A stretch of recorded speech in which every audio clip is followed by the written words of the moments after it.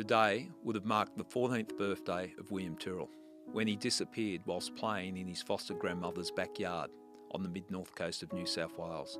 It's now 11 years since that disappearance, and still we don't have answers. Today I spoke to William's foster mother. She contacted me in regards to the fact that it was his 14th birthday, and obviously expressed the emotional toll that this whole situation has taken on her. I've said publicly I do not think William's foster mother is involved in the disappearance. I don't think she has any knowledge of the disappearance. I've also sat through over 6 years of hearings at an inquest into William's disappearance. I've not seen or heard any evidence presented at that inquest that would suggest that William Tyrrell's foster mother has knowledge or involvement in William's disappearance. The inquest has now been running for 6 years. When the coroner does eventually hand down the findings from the inquest, hopefully we'll have some answers as to what happened to William. If we don't have answers, I think there should be a public inquiry into the investigation. The investigation has been shrouded in controversy from the outset, and I've been part of that controversy, so I'm not standing here saying I'm blameless. But there's a certain level of accountability that should come into play when you're investigating the disappearance of a 3-year-old child. And I think we've got to look at what's been done on this investigation, if mistakes have been made. I've been watching from the outside now for 6 years. It's frustrating. I led the investigation for 4 years. I was happy the direction the investigation was going in. I'm aware of information that was gathered during the time I was running the investigation that I think requires further exploration. I don't know if the police have explored those lines of inquiry, but I sincerely hope so, because we've got to do the right thing by William. William deserves that.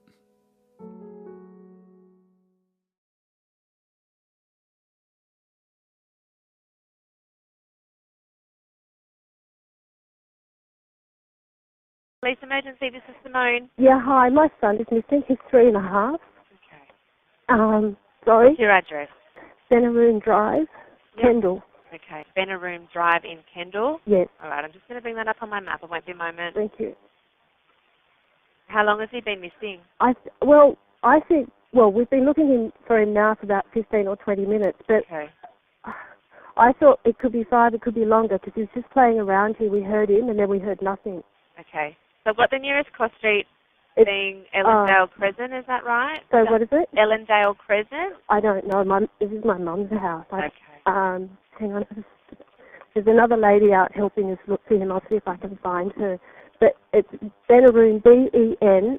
Yep. A-R-O-O-N. Yeah, I can see where you are. I'm just wondering. Yeah, so it's Benaroon Drive in Kendall, and I've got your nearest cross street as being Ellendale Crescent. It could be. I don't know. Okay. So he's been missing since about 10:30. Yeah, I'd say so. Okay. Can you describe him to me? How tall? Obviously not very tall. But No, approximately he'd be about 2.5 feet. He's wearing a Spider-Man outfit. Yep. What colour hair has he got? He's got dark sandy-coloured hair. It's short, and he's got really big browny green-coloured eyes. 18 cars in the vicinity.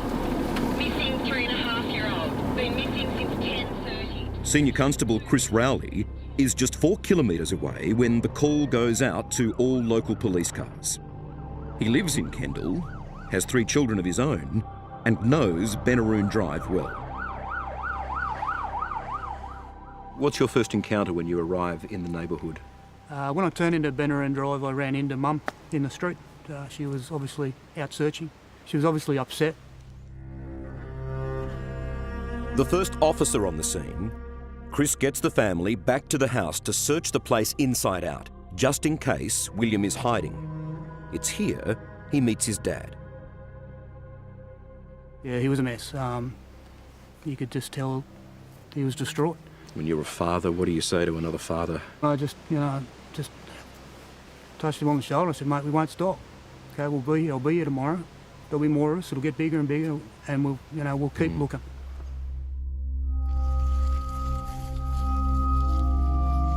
It did get a lot bigger.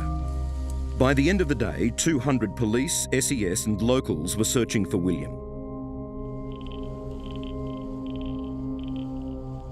As night passes, Vanessa Partridge is the first detective sent to Benaroon Drive. Also a local and a mother, straight away she just knows something isn't right. I got out of the car and I had this feeling that things weren't right. There's something wrong. William's not missing. Well, that's a William's gut not instinct. missing. Yeah. That he's not missing, that you're dealing with something bigger than just a child who's wandered off. I just kept thinking if he was missing, we'd have found him by now. And her worst fears are right. A week passes and no one finds William. Not in the bush, not in any dams or drains. He has vanished.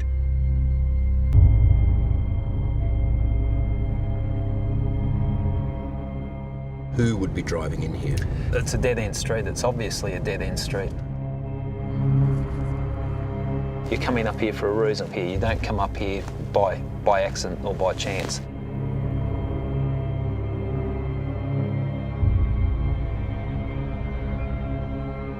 The fact that he's in the Spider-Man suit helps your scenario too, doesn't it? Because it's very easy for a stranger to say, hey, Spider-Man. Yeah, I think the Spider-Man suit plays a part in this, in that, exactly, any stranger could come up and you could get a rapport happening with William straight away by calling him Spider-Man. Which absolutely gives you the chills when you stand here, to think that it's happened that quickly. Yeah, and then that person has decided to take a 3-year-old child, snatch a 3-year-old child. And that's those two worlds colliding, and I say it's like evil meeting innocent. Detective Inspector Jublin now has a theory as to what happened to William in those short, terrifying minutes 1 year ago. Quite frantically at some stage. He discounts the idea an abductor ran up the yard and onto the property to take the little boy. Look at the house up there. You don't know who's looking out. You don't know who's looking there. To do that, I think it's very audacious, but unlikely, extremely unlikely. William used to play a game where he'd run down the driveway for Dad to come home. Is that likely what brought him right down to the edge of the road? He's looking out for Dad?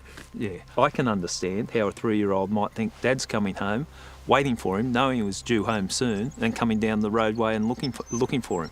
Then, if someone who has the propensity to commit an evil act like this decides this is a situation that I'm going to take advantage of, and that's why we call it an opportunistic situation, opportunistic crime.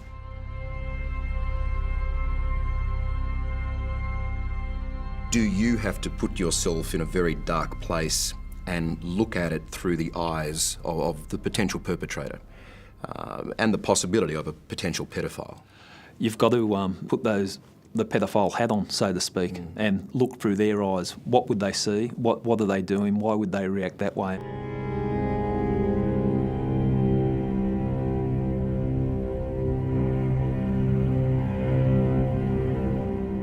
But after William was taken, where did he go? There are only two ways out of this neighbourhood. At this T-junction, one road goes through the tiny town of Kendall. The other is a quiet country road that winds through bushland. Both are very easy routes for the abductor to go unnoticed. And choosing which way right now is pure guesswork, making William's disappearance an even greater mystery.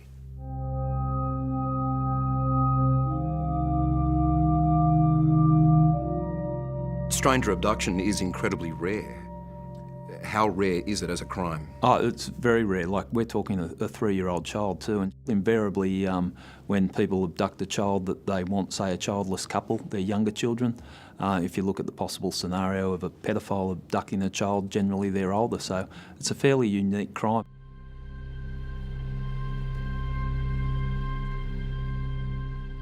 It's a two-piece set.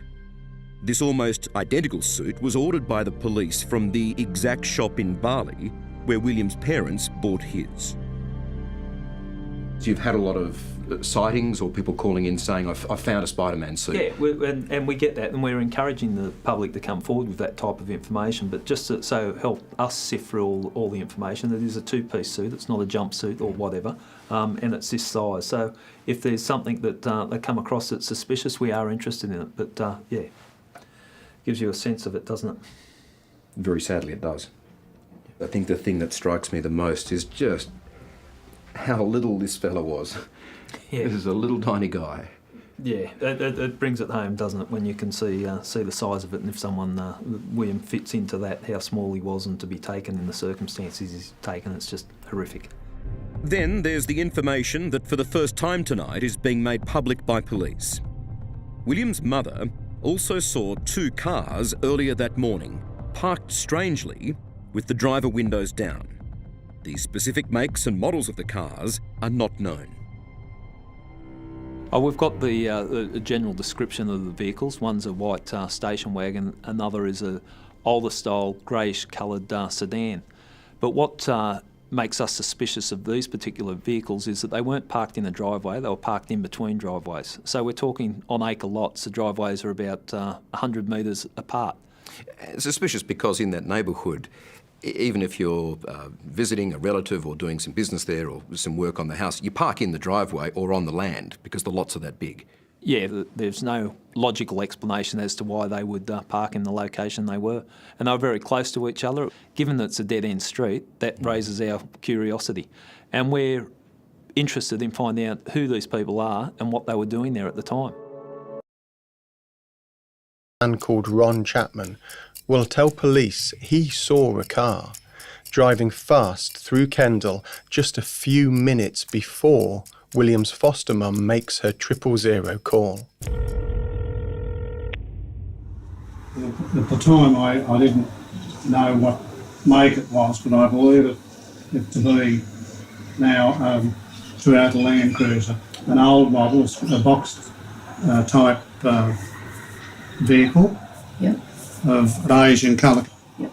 All right then, well, you and I might just take a walk. Ron says the car was screaming round the corner, driven by a woman in her late 20s or 30s, and he says she's plump, not very tall, with blonde hair tied in a bun on top of her head. Ron says he sees a boy in the back seat of the car, standing up with his hands on the window. The boy's about 3 or maybe 4, with light blondie browny hair, wearing a red and blue outfit, like the Spider-Man suit William is wearing this morning. Ron tells police he sees another car coming after. Okay, Ron. Now, you talked about a second vehicle. Yes. You did. This time, a blue Ford sedan, really, really accelerating. How long was it between the first vehicle and the second vehicle? It would have only been a couple of seconds, I should imagine, because I could see it was a man Yep. in the vehicle. Okay. I didn't get a clear enough look to be able to tell you what coloured hair he had or what he even looked like. Okay. They don't record this until April 2017. The time is now 4:27 p.m. and the reenactment at the premises of Mr. Ron Chapman is now complete.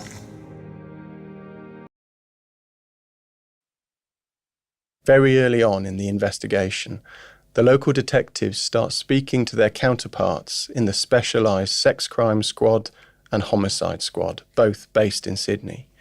Sex crimes detectives visit Kendall within days of William's disappearance. During their investigation, the police will identify people listed on the Child Protection Register on the mid-north coast of New South Wales, meaning those people who have been sentenced for child sex offences or the kidnap, manslaughter or murder of a child. The cops will concentrate their inquiries on those living within a 30-kilometre radius of where William was reported missing, identifying dozens and speaking to them all.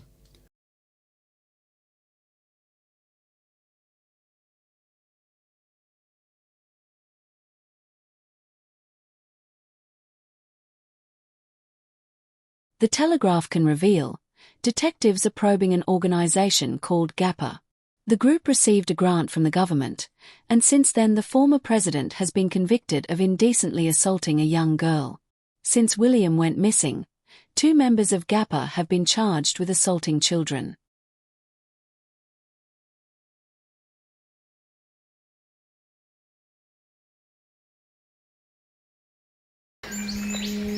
We're walking the path leading to the tree where William Tyrrell is buried, according to disputed claims never heard during an inquest into the 3-year-old's disappearance.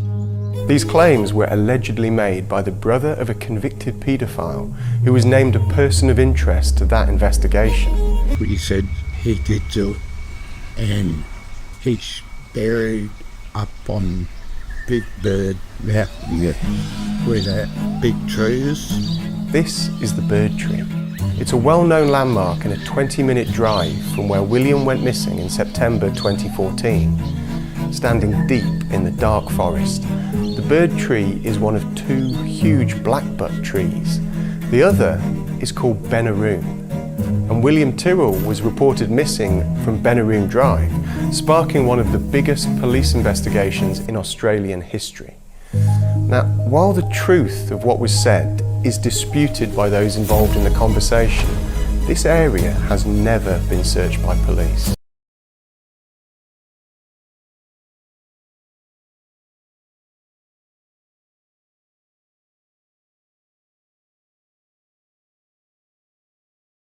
Neighbour Paul Savage was someone Gary felt he needed to either confirm or eliminate as a suspect in the case.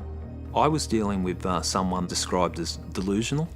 I was also speaking to him on my own, which is quite rare, coupled with the fact that the listening devices constantly failed. Unable to trust the unreliable police listening devices, Gary was convinced he needed to record his dealings with Paul Savage, and so made the decision that would ultimately destroy his career and see him convicted. Hello? Hello, Paul. Yes? Gary Jubilant here from the police. With the knowledge of fellow officers, Gary recorded 4 conversations with Paul. I'm not getting the truth from you, and that causes me concern. That's the thing. Whether it was an accident or whether it was just brain snap for a moment, we can resolve this. As I'm sitting here now, in the circumstances, I wish the hell I didn't record those conversations, but at the time, I was pushing the envelope on a very difficult investigation, and I needed to protect myself. When you were pushing the envelope, did you cross the line? No, I didn't cross the line. I get no joy from going hard at people in murder investigations, but I have a certain responsibility as a homicide detective, and that's to explore what's happened to the victim. That's my job. For you personally, when you come here, does it make you confront everything you've lost? Yes, it does. Gary says he had good reason to investigate Paul Savage. Despite the 74-year-old's denials, he had anything to do with William's disappearance. Get away with that bloody thing, mate. I don't need your rubbish. He lived across the road from William's grandma. Said he searched for the little boy for half an hour, but then couldn't account for his whereabouts for 2 hours. I'm saying you walk through the bush looking for a child. So specifically, you spend 30 minutes of your time walking through thick bushland looking for a child. That's right. Wouldn't the normal thing to be to report back to the family saying, I couldn't find him up there, or at the very least, go up and see if he's been found? Well, you weren't even curious. You go in there and have a cup of tea. I don't have to be curious when I can hear everybody else looking for the little boy. So you know he's still lost. Gary was also interested in Paul Savage because his car was similar to the car driven by William's foster father.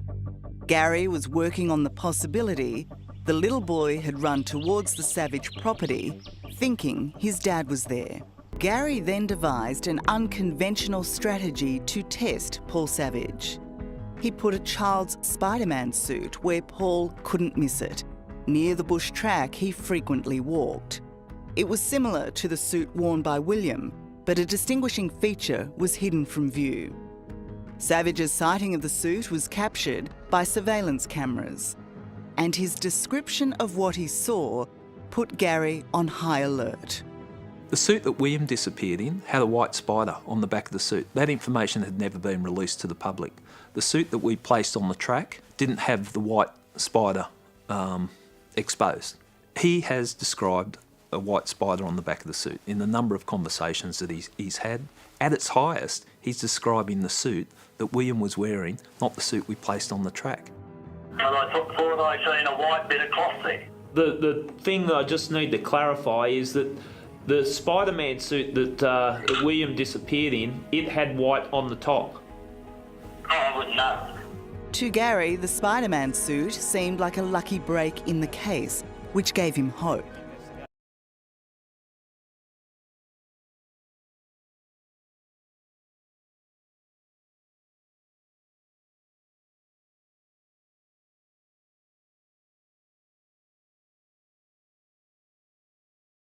Frank Abbott was named a person of interest by detectives investigating the disappearance of William Tyrrell.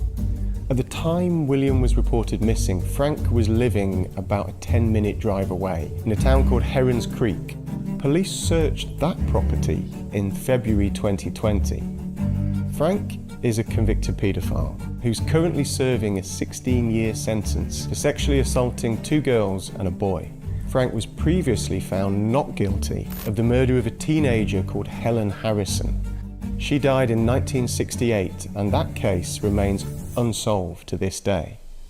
Frank was interviewed by police about William's disappearance. They said, oh, we've got all this evidence and all that. I said, well, you know, I can't vouch for all the evidence, but they got nothing. And he denies any involvement in what happened. But several witnesses gave evidence about Frank at the inquest investigating William's disappearance. Much of that evidence was disturbing, but Frank himself did not give evidence, either in public or in closed court.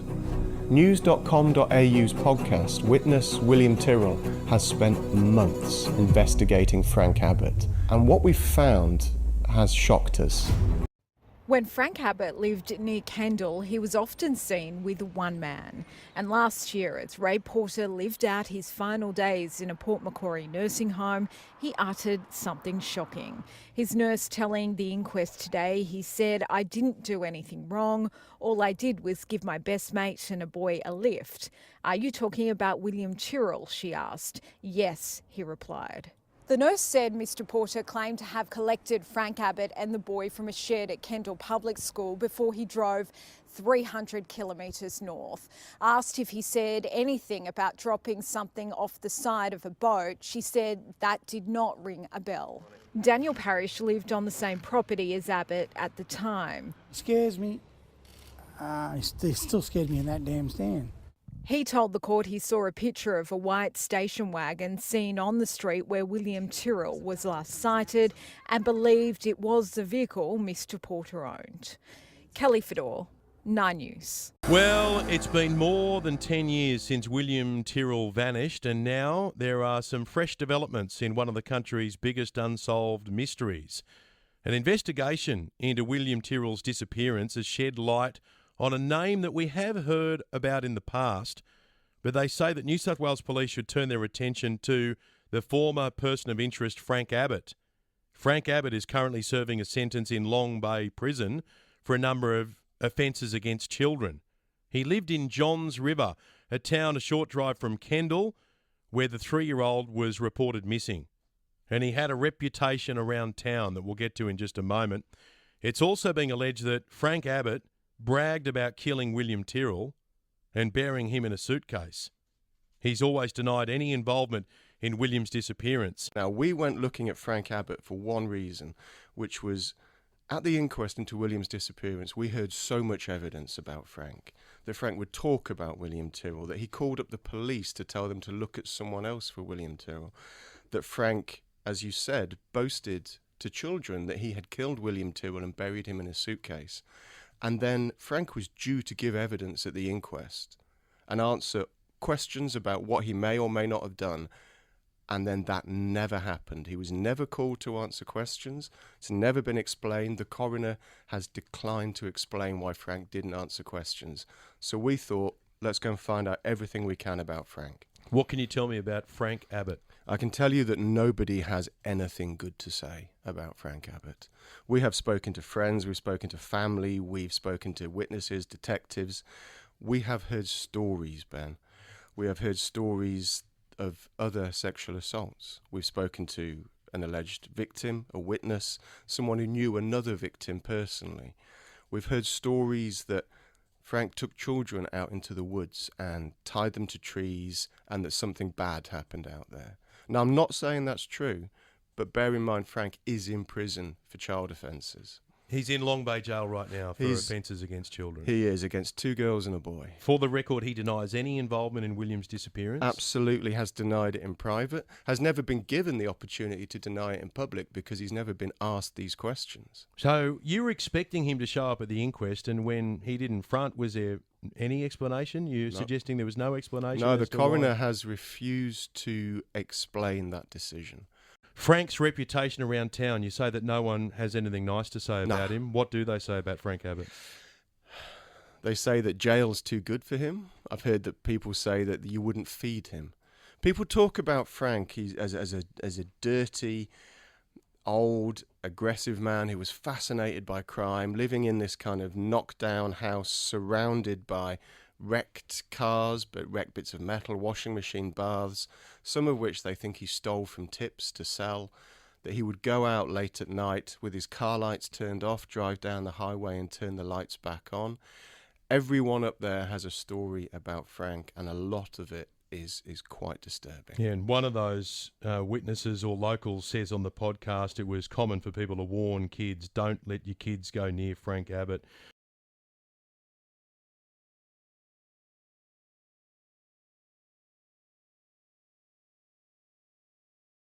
This is Tony Jones, a person of interest in one of Australia's most heartbreaking missing children's cases, the disappearance of William Tyrrell. Tony Jones, Steve Marshall from A Current Affair. Mr. Jones. Peace officer. Mr. Jones, we're investigating the disappearance of young William Tyrrell. Do you know anything about that? Where were you on the day William Tyrrell disappeared? Mr. Jones? Do you know anything about that? Not in the mood to chat, Tony Jones takes refuge in a local police station. Why run away from the cameras, Mr. Jones? Go away, mate. Why run Go away? away from me. You're in the police station harassing me. Why did you run away from the camera? Why should I have to go on camera? Why should I have to go on camera? I've got a few questions to ask you about I've got a few questions to ask you. Why are you such a moron? Git. Don't you think William Tyrrell's family deserve answers? Hey? Don't you think William Tyrrell's family deserves answers? I wasn't even questioning on, so piss off, idiot. Were you in Kendall that day, William Tyrrell? No, I was not. Now go away. You weren't in Kendall? Can you get rid of these people, please? I'm just asking this bloke a few questions, thank you. I don't care. I want to go on. Investigators have questioned Jones numerous times over the suspected abduction of young William. No charges have been laid, but as you're about to see, his link to an intriguing web of people, places, and points in time could blow the investigation wide open. Mr. Jones, can you explain your car and the police taking your car away for examination? This is the first time Jones has been questioned publicly over the Tyrrell mystery. He's one of several persons of interest in the case. Before now, only grainy images from the Jones family have given us a glimpse of this person of interest. On September 12, 2014, when William Tyrrell vanished from his grandmother's home in Kendall, New South Wales, Jones was living 20 minutes drive away in the town of Wauchope, under the same roof as his estranged relative, Katrina. And what did he do during the days? 9 times out of 10 he would simply go bush, or he would drink, or he would go and visit, we don't know who. After 3.5 years of haunting suspicion, Katrina has decided to sit down and share her story exclusively with A Current Affair. I can't say that he did it, but I can't say he didn't. I'm not going to answer your questions. I'll just put some questions to you. Let's go. I'm not Mr. Jones, why not? Why won't you answer these questions? We haven't heard from you before. Exactly right. Do you know anything at all about the young boy's disappearance? I do not. Okay. I do not. Were The you- car that you're talking about didn't belong to me, belonged to my ex-wife. She owned it, she drove it, I was never allowed to drive it, okay? A car belonging to the Jones family was seized by police for forensic examination. The white Toyota station wagon matched the description of a car seen by William's foster mother on the day he disappeared. It's a coincidence, it's a similar make and model. Okay, maybe so, right? Maybe so. But I didn't own the car. I didn't drive the car. I was never allowed to drive the car, okay? You've seen him behind the wheel of that particular vehicle? Yes. But as I said, with her knowledge, definitely no. He said he's never allowed to drive it and never did. No, that's not true. That's not true. The white car in question was shared between the Jones family and their next-door neighbour. For the first time, Jones has put forward his alibi on national television, one which relies on the same next-door neighbour, who Katrina says has since died of cancer. And where I was on the day he disappeared was with my next door neighbour getting a hot water system. You got your answers? He told his family at the time he was out bush collecting scrap metal. Mr. Jones... Look, I answered your questions, mate. Go away! One more, Mr. Jones. One more, Mr. Jones. Your family say you arrived home drunk that afternoon. I arrived home at lunchtime drunk. So how can you explain your whereabouts? I just told you where I was, fool! You were drunk. Go! Go! Before I lose it! Hey. You'll get killed, idiot! Now get! Excuse me, you just threatened my life. Get away! You just threatened my life, sir. Mr. Jones. Get away from me! Mr. Jones, you just I threatened... answered your questions and you're keeping going at me! You were drunk. How can you explain your whereabouts? Tony Jones? You want it smashed? You want it smashed? Tony Jones, you want it? Don't you touch that camera, Mr. Jones. Should authorities question Tony Jones again? If I saw that as a police officer, I would. Because he simply didn't answer the question. He said, I came home drunk at lunchtime. That wasn't the question asked. The first time was the worst, but... The question that Katrina's been asking herself over the past 3.5 years is what exactly was Jones doing the morning William Tyrrell disappeared? He was sober when he left, so did he get drunk and drive home? Did he see that other gentleman in the hotel? What happened in that gap? There's only one person that'll know, and that's him and whoever he was with. What gentleman in the hotel? Paul Bickford. I'm not saying that. Paul Bickford is another person of interest in the Tyrrell case. He and Jones were part of the same social group investigated by Strike Force Rossann detectives, though Mr. Bickford has denied he's mates with Jones. Not a good friend. No, he's an acquaintance. You're not an acquaintance with someone that you stand and have a conversation with for an hour, or you sit at the table and have coffee with for an hour and you laugh and talk. That's not an acquaintance. Last year, a current affair revealed William Tyrrell was a foster child when he went missing. He was visiting Kendall with his foster parents. His biological parents live in Western Sydney and have been in and out of trouble with the law. His biological dad is currently behind bars for unrelated offences. William's biological grandmother, Natalie, also lives in Western Sydney. She's best friends with a woman named Kim. Kim lives with her partner Johnny, and Kim is best mates with Natalie. That connection is bizarre to say the least. Anyone can be best friends with anyone. It's just the web just seems to be getting bigger and bigger. And who's Johnny? Jones's ex-brother-in-law. In an extraordinary twist, Tony Jones links persons of interest in the case of missing William with the young boy's biological family, and the connections don't stop there. Did he know Bill Spedding? Yes. Bill Spedding is another person of interest. He's a washing machine repairman who once sold an appliance to Tony Jones and his family. He visited William's foster grandmother's home the week before the boy vanished and returned just days after the house was turned into a crime scene. All these people willingly cooperated with the police in the search for William, including Bill Spedding. Does the disappearance of William Tyrrell haunt you?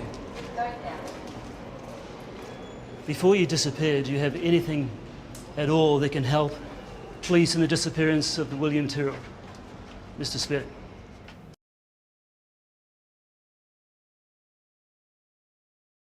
Good evening. Bill Spedding was wrongly pursued over the disappearance of William Tyrrell, and today it was described as the worst case of malicious prosecution the country has ever seen. Police losing an appeal against his massive payout that could now climb even higher. Bill Spedding, wrongly accused by police, portrayed as a paedophile. Today he went from vilified to vindicated. And what happened has long and lasting impact on me and my family. The New South Wales police destroyed my livelihood and my family. Mr Spedding was a suspect in the disappearance of William Tyrrell. In an effort to put pressure on him, police charged him with 2 historical sexual assault cases. He was acquitted. Eventually, Mr Spedding was awarded $1.5 million damages. The state appealed, and today it lost. You've been totally vindicated now, haven't you? Yes. Completely, yes. In dismissing the appeal, the court was scathing, saying the decision to charge Mr Spedding was the worst case of malicious prosecution in Australia. Chief Justice Andrew Bell tearing into police, including former detective Gary Jubilant, accusing them of being high-handed, self-serving and grandstanding. To be labelled a pedophile, to be given the sort of public opprobrium that he had to face is absolutely overwhelming and should obviously and properly be condemned. The Chief Justice highlighted the moment the media was tipped off by police to film the arrest of Mr Spedding. This act was apt to turn the investigation into the disappearance of a child into a gladiatorial circus, which apparently elevated Jubilant to heroic status with corresponding demonisation of Mr Spedding. What's baffling about this case is that the state decided to appeal in the first place. Taxpayers will now have to pick up the legal costs, estimated to be well above $2 million. On top of that, the award to Mr Spedding, $1.5 million plus interest. Why did the state bring this appeal in the first place, though? Well, you'll have to ask them. For me, it was an act of lunacy. It feels like a new life for the man who wrongly spent 56 days in custody. The path is now clear for Bill Spedding to get the money he was awarded, around $1.7 million. Like winning the lottery is still trying to sink in. Mark Burrows, 9 News.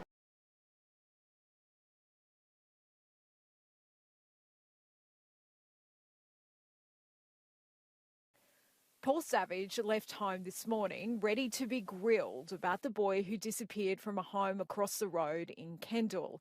But he spent the day watching as a police officer detailed the investigation into what happened to William Tyrrell. I think he's looking forward to being over.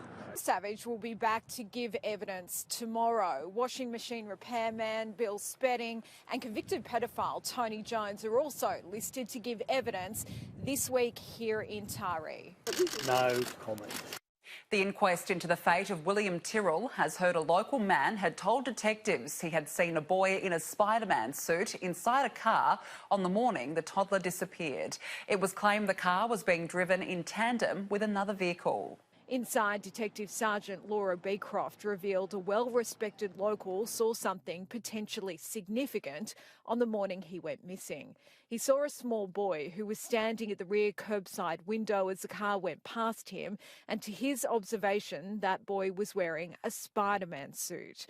Asked whether he was making it up, she said, "No, I don't believe he was." Police don't know who that boy is and can't rule out it was the 3-year-old. She was also asked about the 2 cars the foster mother saw that morning. They had tinted windows and were parked on the dead-end street. I was unable to provide any corroborating evidence to support and agreed some others were adamant the cars weren't there.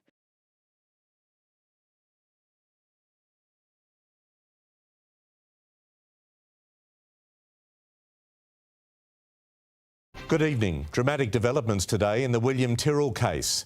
Late this afternoon, his foster parents were charged over the alleged assault of a child not connected to William. But police have now also confirmed William's foster mother is the focus of their investigation into his disappearance 7 years ago.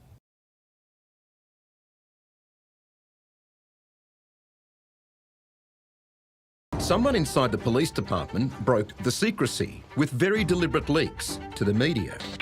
There's breaking news tonight on the William Tyrrell mystery, with reports that detectives in New South Wales are now confident there's enough evidence to charge his foster mother over the toddler's disappearance. They had presented the New South Wales Director of Public Prosecutions with a brief of evidence recommending William's foster mother be charged for covering up his death. The now 58-year-old woman has always denied any involvement in William Tyrrell's disappearance. I don't know if it was a tactic. And you have to wonder, who leaked that information? Because my understanding is the detectives investigating William's disappearance were horrified that it got out. And they weren't expecting it. So there was someone potentially above them in the police force who leaked information about William's foster mother without checking with the detectives running that investigation. Are you frustrated with the police with this investigation? But whoever the source of the leak was, and the police have shown no appetite to find out, what of the evidence implicating the foster mother? If the police want to say that someone was involved in William's disappearance, and if that person is William's foster mother, they have to be certain that all the other people who might have been involved definitely weren't. They have to actually be able to prove that. And I haven't seen the evidence that they can. I stand by what I did during the 4 years I ran the investigation. During that 4 years, we ran a covert and overt operation, a fairly intense operation on the foster mother. There was no evidence that was suggestive of the foster mother having knowledge or involvement in William's disappearance. Gary finds it difficult to believe the alleged police scenario, that William fell from the balcony and his death was covered up. If he's fallen off the balcony, been unconscious or died, possible. But then for the foster mother, father and the grandmother at that location to then switch their mindset into covering up the death of a 3-year-old that they would have to pick up, remove, hide, and do something with that little boy's body. It doesn't make sense to me. A 3-year-old child falls off a balcony, instantly you decide, I'm going to cover this up. I think the natural reaction would be, let's call the ambulance. Yeah. There would be panic. I don't see the benefits of covering up a crime like a child having an accident off the balcony. For the police theory to be correct, a few things have to happen in very quick order. William's foster mum has to find his body and decide not to call for help. There's no reaction, there's no shriek. Then she has to either convince her own mother and William's sister to join her in the conspiracy, or she has to lie to them convincingly because their accounts are consistent. Then she has to actually dispose of William's body, carry it into the car, drive it away, drive back. This is a child she's cared for. Child she's cared for. But then her husband arrives back within a few minutes, and she has to, again, either bring him into the conspiracy, and you can only imagine the conversation. Somehow she has to have all of those conversations within a very short time frame. The theory of the current investigators is that something has happened here at the home, and the foster mother must know about it. When you investigated the case, did you ever find any forensic evidence to support that theory? No. As simple as that. No, there's no forensic evidence to suggest that. No blood, no anything? No. It was looked at initially, whether there was an accident there, but there would be blood somewhere. You'd find some forensic evidence. There was no indication of that. This is fascinating. So we walked through what we think the police theory is. According to Dan Box, police believe William's foster mother disposed of his body at a very specific location. They think he was disposed of at the crossroads of 2 roads, about a few minutes' drive from the house where he was reported missing. When you get there and you stand there at that point, you look up and there's a building right in front of you. It's an old riding school, maybe 50, 100 metres away, and there are windows. And you can't see who's looking out. And then you turn round behind you and there's a property there and another one there and a third one there. And you can't see who's looking at that spot. But if you'd gone a few hundred metres that way further down the road, it's just bush. So the police seem to be suggesting that William's body was disposed of at the point that feels most unlikely. When you get there, you think, there's no way I would try and disguise a crime here where I don't know if I'm being watched. There have been countless crimes where seemingly heartbroken relatives turn out to be involved. But listen to William's foster mother speaking to investigators. It's not right for him. We need to know where he is, and we need to know what happened to him, because we can't live forever like this. His sister can't grow up never knowing what happened to her brother. Part of me actually hopes the police have got this right. Then that justifies everything they've done.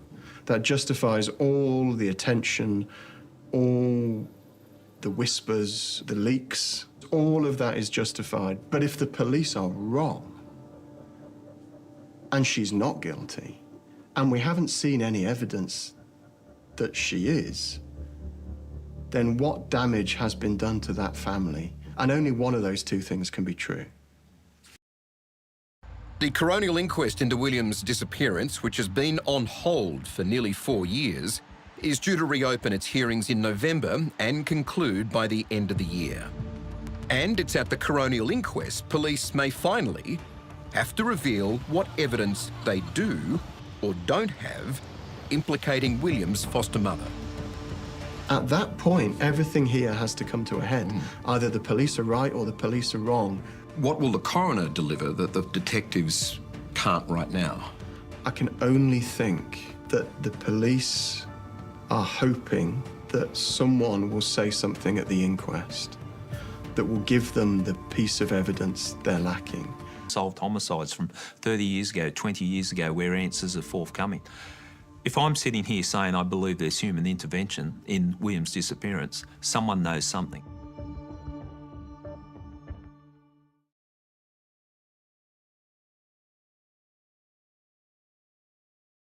The long-delayed inquest into the disappearance of William Tyrrell has resumed by delving into the police theory that the little boy was buried after an accidental death.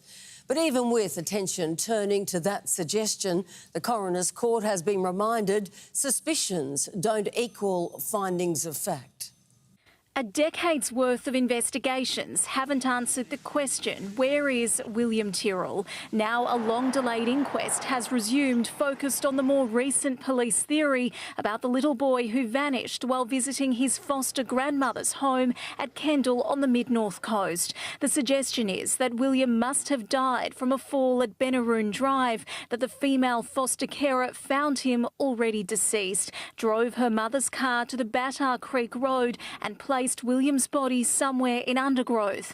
The reason, police assert, is that the foster mum was concerned she might lose custody of another child. The woman vehemently denies any involvement in William's disappearance and has never been charged in connection to it. As counsel assisting said, a police officer's belief may be right or wrong. The coroner can't act on the expressed belief of a police investigator. In 2021, police searched the area they thought William could be buried, a search described as involving minute detail and even greater intensity than previous searches, and yet still the little boy has not been found. A truck driver travelling through Kendall on the day William disappeared will be called on Wednesday to explain what and who he saw. Alice Hogg for 10 News First.